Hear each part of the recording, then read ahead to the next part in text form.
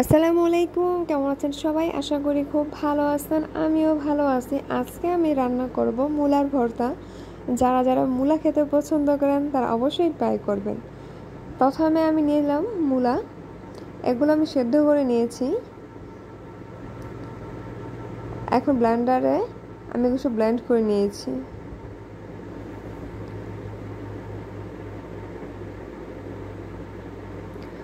চলুন রান্নাটা শুরু করি। প্রথমে কড়াইটা বসিয়ে দিলাম।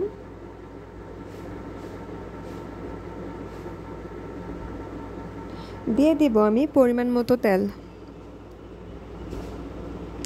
ভর্তার মধ্যে তেলের পরিমাণ একটু বেশি লাগে।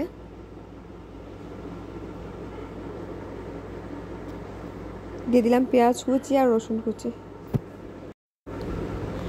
এখন ভালো করে ভেজে নিতে হবে। পেঁয়াজ কুচি আর রসুন কুচিগুলো ভাজা হয়ে গেলে দিয়ে দিব আমি পরিমাণ মতো হলুদ আর মরিচের পাখি।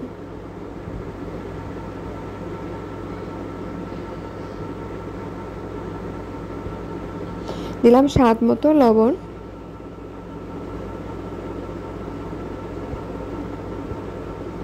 এখন ভালো করে মিশিয়ে নিতে হবে।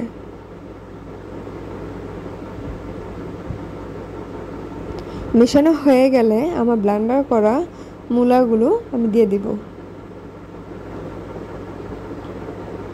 এখন সবগুলো উপকরণ একসাথে ভালো করে মিশিয়ে নিতে হবে।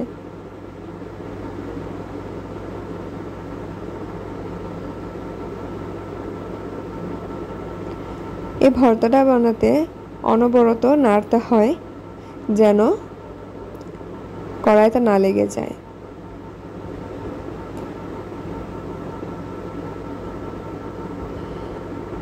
দেখুন হয়ে যাচ্ছে প্রায়, আমার ভর্তাটা হয়ে গেছে। এখন আমি দিয়ে দিব ধনিয়া পাতা আর কাঁচামরিচ। এগুলো দিয়ে ভালো করে নেড়ে নিতে হবে। হয়ে গেছে আমার মূলার ভর্তা। অনেক ইয়াম্মি একটা খাবার, গরম ভাত দিয়ে খেতে খুবই সুস্বাদু লাগে।